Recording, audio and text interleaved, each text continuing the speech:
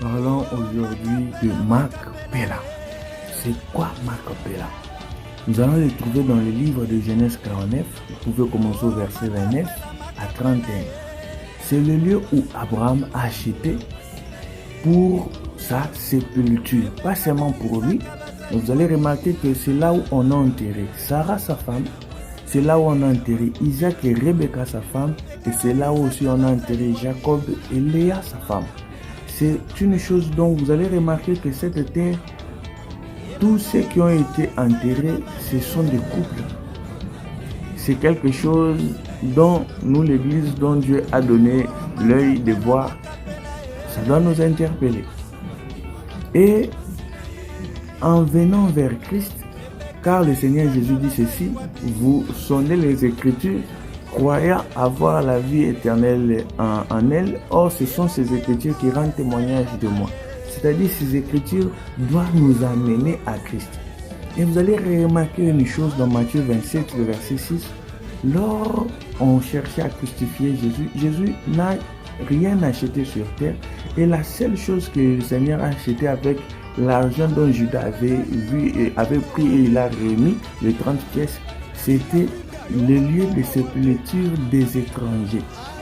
Vous allez remarquer que cela a des similitudes qui sont similaires. Et il y a de parallélisme entre ces deux choses, c'est-à-dire le lieu du repos.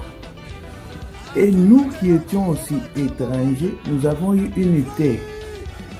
À Jérusalem, nous avons eu une terre. En Israël, à cause de Christ. Parce que c'est par ces pièces que nous, les étrangers, nous avons eu aussi un endroit de repos dans la terre d'Israël. Jésus-Christ est le lieu du repos et c'est ça même qui définit encore le sabbat. C'est-à-dire le véritable lieu qui était Macpéla, le lieu dont tous nous venons pour avoir notre repos, c'est Christ, notre Seigneur, qui est le véritable lieu du repos. Mais vous allez remarquer que avant que tu puisses avoir ce lieu du repos, il faut que tu meurs.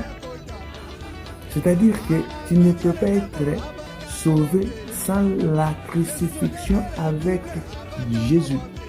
C'est pour cela d'ailleurs Paul le dit que j'ai été crucifié avec Christ. Nous devons mourir en Christ à cause de sa parole pour maintenant avoir une nouvelle naissance. C'est ça, une nouvelle créature. Tu ne peux pas entrer dans le repos si tu n'es pas une nouvelle créature. Tu dois d'abord faire mourir ce vieux homme. Et ce vieux homme doit mourir par quoi? C'est par Christ le véritable Macpéla, qui est sa parole. Que Dieu nous bénisse tous abondamment.